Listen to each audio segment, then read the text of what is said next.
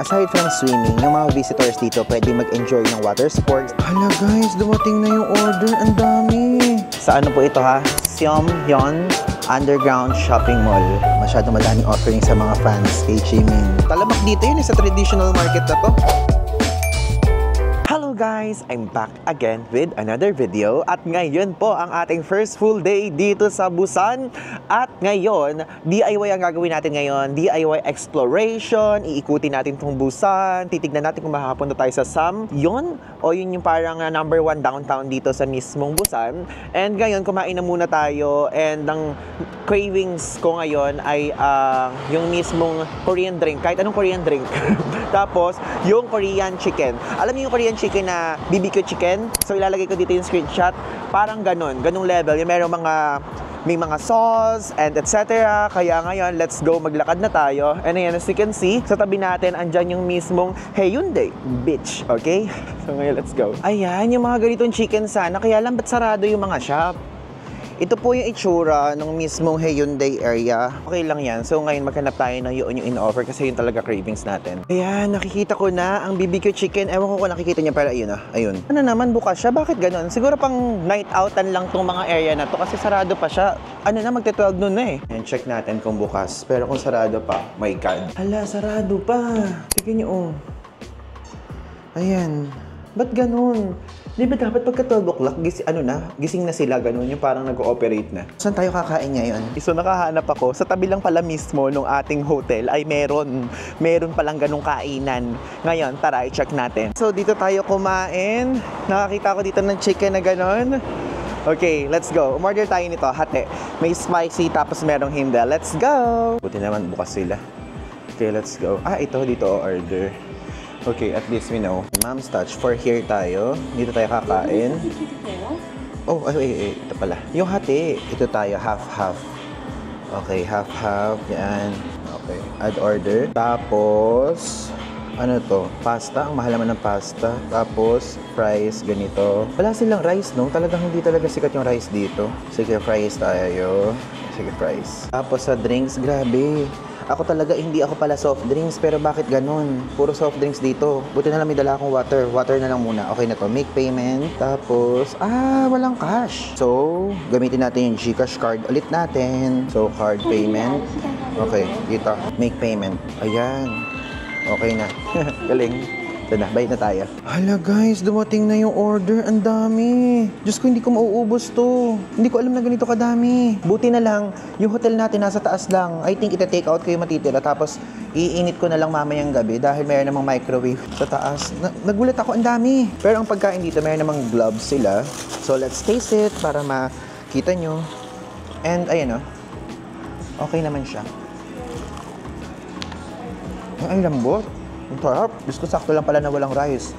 Kasi ang dami. Daming serving. Okay siya, madaming serving, hindi madamot. Yun nga lang, hindi siya good for one. I mean, hindi good for me na mag-isa lang. Feeling ko, wow. Feeling ko kahit 3 packs kayang ubusin to. Kahit nga ata 4 eh. Ito pa, hindi. Ito muna tayo. Yung may lasa. So, ina-expect ko na spicy siya. Hindi ganun ka-spicy. Matamis siya. Parang ang lasa niya ay, alam niyo yung orange style chicken sa Chowking. Ganon. Medyo glazed. I mean, glazed talaga. Yeah. The chicken, crunchy siya. Sarap. Okay, so andito na ngayon tayo sa ating hotel and inilagay ko na dito yung tinake out ko kasi syempre hindi natin naubos yung food and mamaya kakainin natin yun ng dinner at ngayon, napag-isip-isip ko na pumunta na tayo dito sa mismong beach side ng Haeundae dahil hindi na natin napupuntahan yan mamaya dahil gabi na. So wala nang ganda kapag nagpunta tayo dyan mamaya. So ngayon, iinom muna ako ng ating drink na binili sa Seoul na dinala ko dito sa Busan. And after nito, let's go down na there. Diyos ko, napakainit. Alam niyo ba, umiinit na dito ulit sa Korea. Buti na lang yung mga unang araw natin malamig. Or dito lang yung sa Busan. Miinit na siya, hindi na ganoon kalamig. Hindi na yung parang 3 times sa Baguio, parang ang Baguio levels na lang eh. Hindi na yung 2 times or 3 times, ganun. So, pabago-bago din pala kapag ka-October, first, second week. Ayan, ngayon, let's go na dun sa mismong beach side. Tapos ito yung ating hotel, oh. Nakikita niyo, ayun lang yung hotel. Tapos, ito na yung beach side. Ito yung sea life eh. Pero hindi kasi tayo magsi-sea life muna. Grabe, ang sarap sa feeling nakaharap lang natin yung mismong beach, oh. Wow. Ay, ang lamig dito ah. Ba't ganun? Doon mainit, dito malamig sa may beach area. And so as you can see, andito ngayon tayo sa mismong lilim. Ito yung mismong police station. Ito yung mismong beach. Ayun na, may sign dito. Additional fun fact, alam niyo ba itong Haeundae Beach, ito ang pinaka-famous na beach sa South Korea, which is located nga dito sa Busan. Tapos yung mismong beach side na to, ayan, nakikita nyo, ang haba niyan ay 1.5 kilometers. Ayan, aside from swimming, yung mga visitors dito pwede mag-enjoy ng water sports like jet skis, parasailing, and paddle boarding. Yun nga lang, so far, wala ako nakikita ngayon na ginagawa yun. Pero may mga nakikita ako naliligo doon sa bandang doon, no? Doon sa bandang doon, sa side doon. And since yung hotel nga lang natin, andito sa area na to, sa 7th floor niyan, ito yung mismong harapan. Nakikita ko kapag kagabi is bukas yung mga ilaw dito. So may ilaw dito na white lang. So pwede kayo maglakad-lakad din dito. Tapos hindi ganoon ka-crowded. Meron ding mga nakaupo lang dyan. Yung parang ginagawa lang din sa Boracay. Ganun lang din dito. Ayan o, tingnan nyo. Busan Sea Life Aquarium. Diba? So ngayon, hintayin na lang natin yan. Then pumunta tayo sa Samyeon Underground Shopping Center. Wait, di nyo nakikita. Sana naman mura dito, no, kumpara dun sa mga nakikita natin sa Myeongdong tapos sa Hongdae. And dito na naman tayo sa famous na daanan na to dito sa Busan. So dito na tayo sa train station. So from Haeundae Station going to Samyeon Station. Line 2 sasakyan natin. Ngayon, let's go there sa Samyeon Underground Shopping Center. Ayan. Punta tayo dito sa First Samyeon Mall. Actually, hindi ko din alam kung ano makikita natin dito. Pero I want to explore lang din at sinasama ko kayo. And if ever kung kayo po ay gusto nyo mag-shopping dito, mga pambabae yan. So 13,000 won. Ayan, mga 13,000 won. Very simple lang, minimalist. Pero syempre, pwede din kayo mamili kung ano trip nyo. Ayan, dito na tayo sa Underground Shopping Center. Wala pa ako nakikita panlalaki. Ah, ito. Wow. Alfa Romeo. And tingnan nyo, may Alfa Romeo. Ang ganda ng mga design, oh. Ang ganda. It's giving yung mga nabibili din sa Thai. Ganda ha, tignan nyo. Ito, di ba? Hello. Ayan, tignan nyo, ang ganda. Di ba? Kaya lang pampayat lang siya. Hindi ko sure kung pwede siya sa ating mga malalaki ang katawan. Ayan. Same owner to the other one? Yes. Okay, same. Mahindi kasi dun sa harapan. So far, ito yung nagustuhan ko. Itong white, tapos itong blue. Daw mahal eh. Ang mahal kasi. Naglalaro yung mga presyo daw dito, 15,000 to 100,000 won. Okay, per piece. Ayan, kung kayo ay mga kikay girly, office girly, pwede kayong bumili dito. Ayan, APL shop naman siya. Ang ganda ha. Sa mga babae kong viewers dyan na mahilig sa mga K-pop, I mean K-style. Ganda. Plain and simple lang. Pero it's giving, di ba? Oh, pwede kayo dito mag-shopping. What? Yeah. Ito. Di ba? Ayun, ang simple lang pero ang ganda. Sa ano po ito ha? Samyeon Underground Shopping Mall. Ito ganda din dito. Ayan. Ala kasi mga presyo guys, kaya hindi ko naman matanong isa-isa. Wala siyang mga presyo. Hindi ko sure kung baka mamaya iba-ibang presyo yung sinasabi nila sa mga tao or what. Ala talagang price. Like for example ito, walang mga prices yan. Walang mga prices. May mga tag pero walang prices. Ganong level. You know? Diba? Kung ganito po mga trip yung damit, tapos mga pa-cut-cut na mga ganyan. Hindi ko alam kung ano tawag sa mga damit na ganyan. Tapos ito, meron pang parang pa-hoodie style. Oh. Karamihan, puro mga pambabae pala dito. Pero at least, na-tour ko kayo this time sa mga babaeng viewers naman natin. Hindi lang pambabae, meron ding pang-aso at pang-pusa. Ayan, o, diba? Ang dami. Ang dami. If ever, magpunta na lang kayo dito, guys. Ayan, o. Diba? Okay guys, so ngayon, andito ngayon tayo sa area na kung saan sasakay tayo ng bus. Actually, first time natin sumakay ng bus dito sa Korea. And kasi mayroon akong friend, BTS fan siya. And sinabi niya sa akin na dito daw, meron daw ditong restaurant yung tatay ni Jimin. So ngayon, sumakay tayo. Walang direct na train para makapunta doon. So ito, papakita ko sa inyo. Ayan. So, sasakay tayo sa bus number 10 going there. Ang pangalan ng mismong restaurant ay Magnet. Tingnan natin, first time natin maka-experience ng bus. Sana hindi tayo maligaw. Tuturuan ko kayo and inoobserbahan ko yung pagpanik at pagbaba nila. Parang magtatap lang sa pagkapapasok kayo, then pagkababa hindi na magtatap. Pero mamaya, share ko sa inyo kasi first time nga natin. Hindi lang nakaka-capture ng screen pero nakikita dito kung ilang minuto bago dumating yung mismong bus. And so far, alam nyo, ang bilis ng takbo ng mga bus dito. Like, baba, meron na agad bagong bus, baba, may bagong bus, baba, may bagong... Ayun, tignan nyo, nakapila na sila. Ang galing ah. So if ever, iba-iba naman tayo ng lugar for sure na pagsasakayan. Sa Naver Maps, i-type nyo doon, Magnate. So kung ano yung pinakamalapit na bus stop sa inyo, doon kayo sumakay. Okay, ayan na, 1 minute na lang. Darating na yung bus 10, so let's go. Inilabas ko na yung ating T-money na pambayad at pang-top sa bus. Ayan na yung bus 10, let's go. Ayan, sumakay na tayo. First time, kinakabahan ako.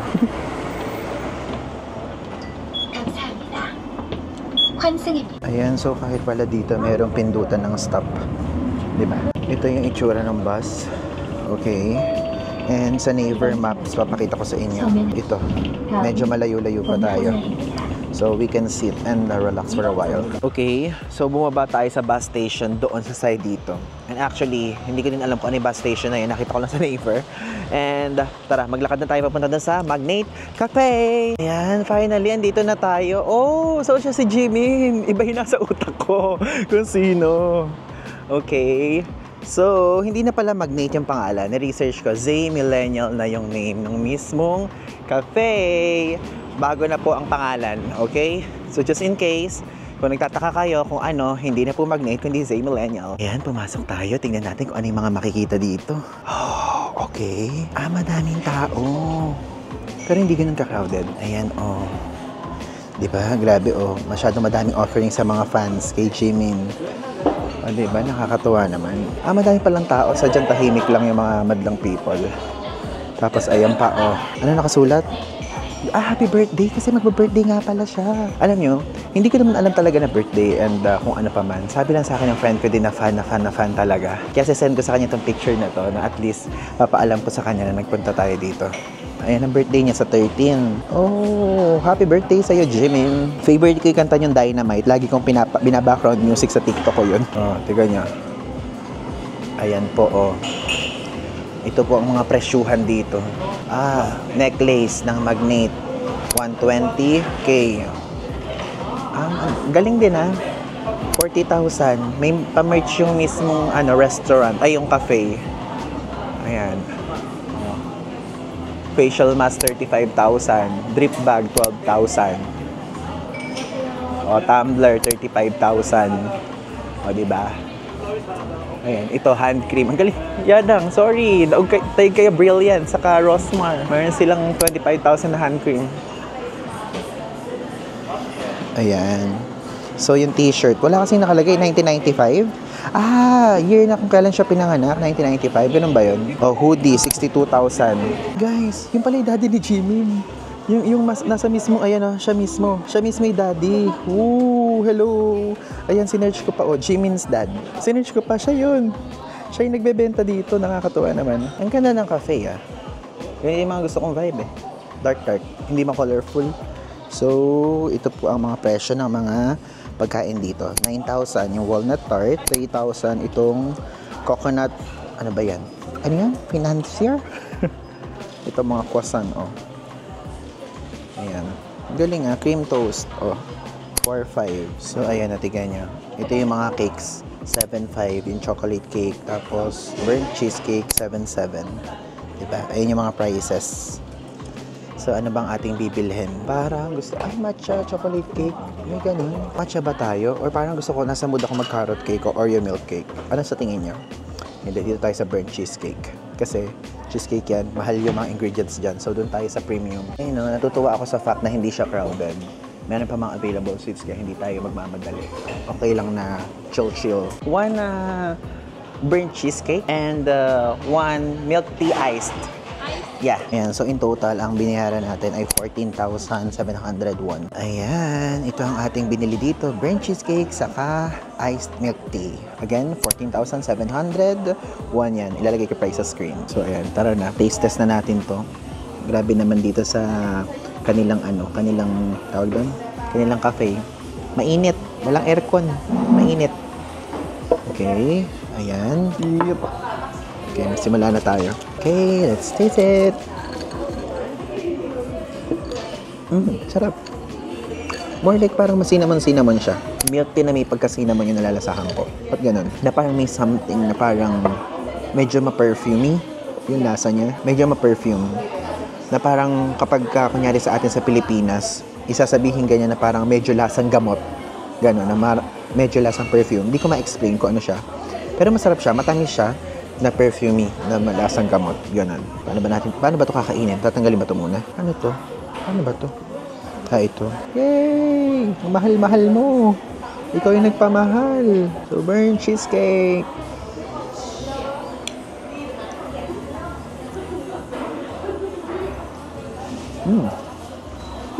Pop to. Though, okay. Mas na-effective lasa ngayon. Hindi siya yung lasang cheesecake sa atin sa Pilipinas. Kakaibang take yung pagka-cheesecake niya. Medyo cheesecake na medyo parang ang texture niya parang pa-lemon square na. Ganon.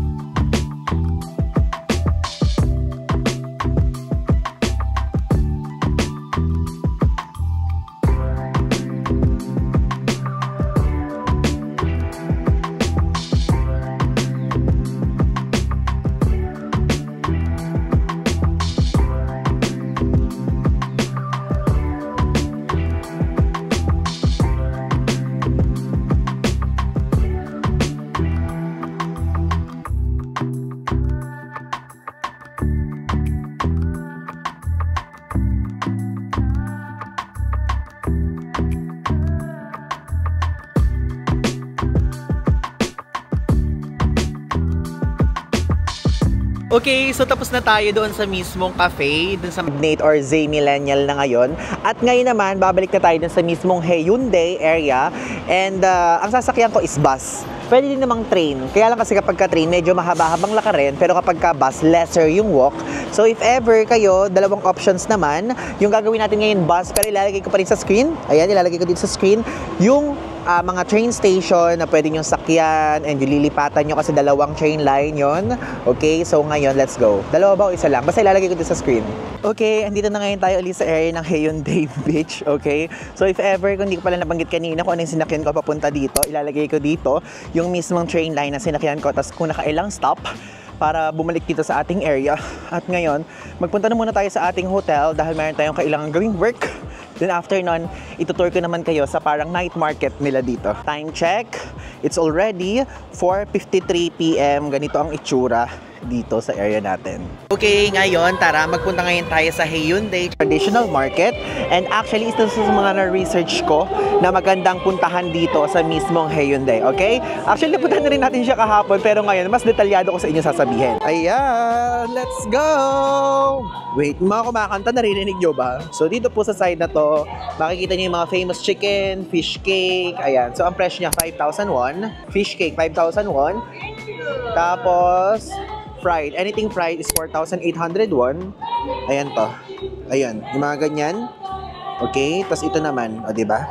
Yummy! Ayan, dito naman sa side na to, tornado potato is 5,000, shrimp hot bar 4,500, sausage and rice cake 4,500, and corn dog 4,000. Ito yung itatry natin mamaya, honeycomb, chocolate, something ice cream, diba? Only cup. Kasi sikat yun dito, itong honeycomb something. Ngayon, check pa natin tong sa iba. Ayan, so ito, oh, pancake, seed hot hayok, 2,500. Diba? Ayan, oh, tignan nyo, honeycomb ice cream dito, 6,000 din. So, I think may mga prices talaga siya. Sa side na to, ayan. O, diba? Grabe yung mga seafood, oh. Dami. Talamak dito yun, sa traditional market na to. I think this is eel, no? Eel yan. Tapos, ayun ang mga shell food. Oh my God, oh. Tignan nyo. Yung binubudburan ng suka ba binubudbud dyan? Fish. Eel. Grabe, no? Parang ahas na parang uod. My God. Dami, oh. Ano to, hito? Mukhang hito siya, ay hindi siya hito. Akala ko kapag ka dito, bukas siya kapag kagabi lahat. Hindi naman pala bukas lahat.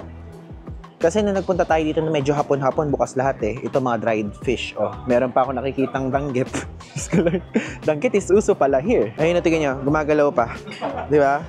Wow! Yan, dito ko kayo ililibot sa nakita kong bilihan ng murang socks. So, 1,500, 1 lang yon. So, ayan. If ever, kung mahilig kayo sa medyas, uso yung medyas sa kanila dito Ayan, mga 1,500. Made in Korea, 1,500. Ang ganda ng quality, oh. Ang aesthetic, it's giving. Diba? Ayan pa, sa side dito. Look, puro socks. Grabe. Addict sila sa paano na socks. Ito, 3,500 stuffed toy. Ay, 25,000 pala. Ito, 35,000. Ang mahal! Ang mahal-mahal! Ito, mga anting-anting sa cellphone. Oh, di ba? Anting-anting. Ito, yung parang pop socket thing. Tapos ito naman, is ganyan. Mga pang lawit-lawit. Ayan, oh, di ba? Bag. Ay, ang cute ng bag na to, ha? Bawal kasi yung open, Pero 7,000 baht yan. Ay, baht tuloy. Korean won. Grabe, nalilito na ako sa mga pera-pera. My God. Ito naman, 6,000 naman to. Oh, mga shades. 6,001. Ito, social, Pero alam niyo, mas mura yan sa Shopee. Sa TikTok shop, 5,000. At least honest ako sa inyo. Binibigyan ko kayo ng idea kung ano yung mabibili dito. Pero binibigyan ko din kayo ng option na mas mura sa TikTok shop sa atin sa Pilipinas. Ayan, so itong hat, 15,001. Lahat yan. 15,000 yan, ha? Ayan, I think dito tayo bumili mamaya kasi madami nakapila dito even kahapon, Ano to? Parang pancake, ang sarap. Ay, wait. Sa akin pala nakatapat yung camera. Ayan, Diba? It looks yummy, Tapos parang ang healthy. 8,000? Sige, try nga natin. Daming bilihan dito. Ay, Japan yun, Ayan, Dito sa side na to, Diba? Daming mga bilihan dito if ever. Wait, pumasok nga tayo. Ay, ito, naghahanap ako ng ganito. Gusto ko kasing bumili, pang ulo. Wash band pala tawag dyan. Ito, color black. Bili nga tayo. Bili ko. Ayan, bili tayo nito. 5,001. Ayan, ito naman mga cellphone na anting-anting. 791. Diba? Nauuso yung mga ganito, Yung mga sabit-sabit. Galing, Biglang nauso. Yung mga anik-anik ang tawag sa ganyan, diba? Wait, ano ba magandang anik-anik na isabit? Bumili nga tayo. Kasi bibili ko ng bag. Ay, ito. Sige. Ito na lang yung i-anik-anik natin. Magkano ba? 15,000? Ang mahal naman. Kinumpute ko ang mahal ng 15,000. 600 pesos plus. Ayoko. Mag-check na lang ako sa Shopee. Ganun. Ayan, ito mga pasalubong stuff nila. Oh, Memory of Busan. Ay, ala pa pala tayong pang pasalubong thing, Or aside from that, yung kinokolekta natin, ala pa tayong nabibili. Ito ba yung ganito? Wala bang yung mas parang ganap Korea. Ay, ang galing naman. May mga ganito sila. Ayan, diba? Tapos, ayan, mga anik-anik. Ito, magnet. 8,000. Diba? Korea. Nakalagay na ganyan.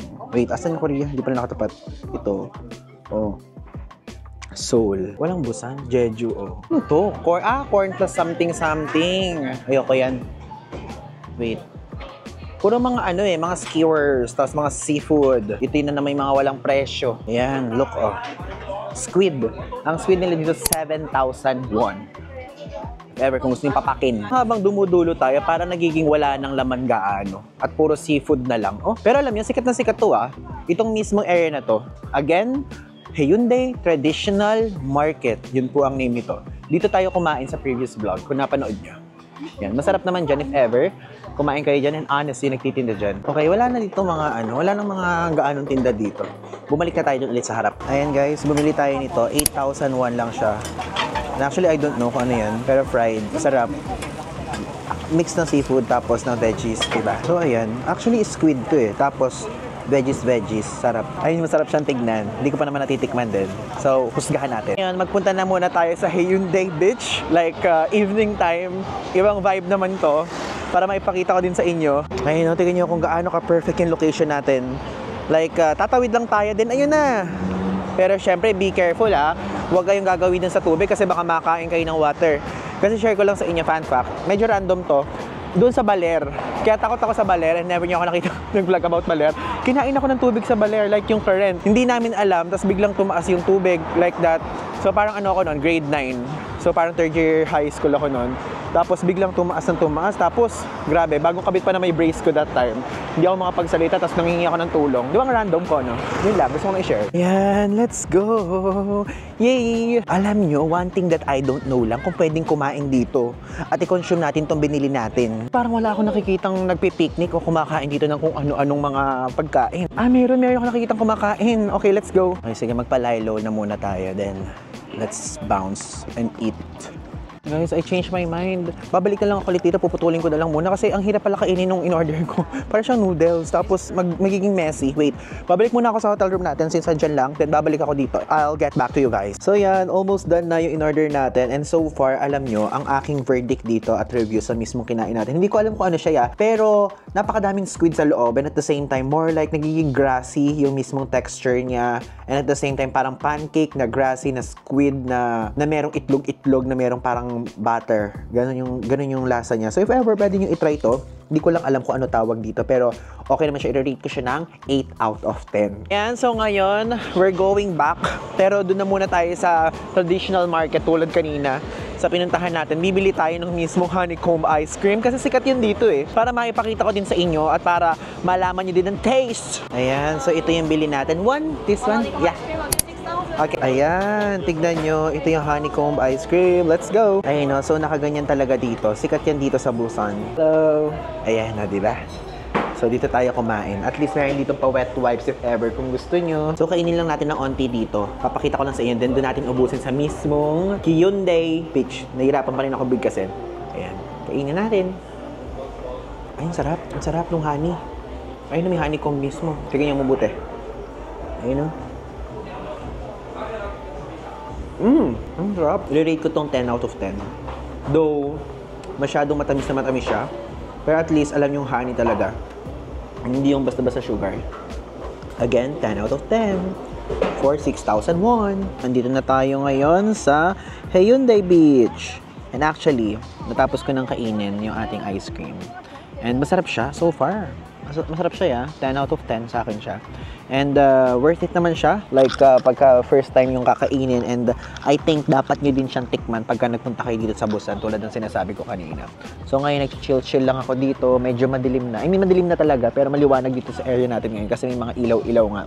And ayan, mga nakatambay din sila dito. Tapos dyan sa side dyan. And ayun, no, nakikita niya may hotel dyan.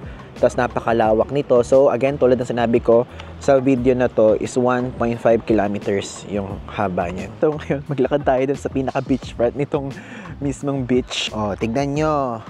I'm walking sa beach nang naka-sapatos. Grabe ang lamig dito. Saya.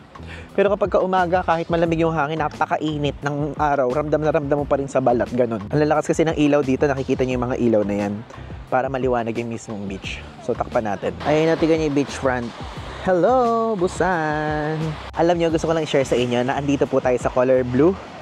Ayan yung mismong mapa ng South Korea. Nandun tayo sa pinaka-dulo. Tapos, dito sa side na to, andito yung Jeju. Diyan. So, next target natin yung Jeju. Okay, so magmo-moment lang ako muna dito. Then, after nito, babalik na tayo doon sa harap. Ayan! Nakikita nyo yan, guys. Wait. Ayaw. Itong building na to, yan yung mismo hotel natin. Ang galing, no? Like, right in front lang siya ng Hyundai Beach. Ngayon, tara na. Magpunta na tayo doon. Gabi na. Maaga pa tayo gigising tomorrow. Okay, so yun lang. Hindi ko na patatagalin tong vlog na to. Maraming salamat sa pagsama sa akin dito sa mismong exploration natin ng Busan. Napakadami nating nakita ngayong araw. Kaya if ever kung meron pa kayong tanong at questions, feel free to DM me or PM me sa Facebook page or Instagram account ko dahil sumasagot po ako doon. Again, this is Ivan Guzman. Yun lang. Thanks!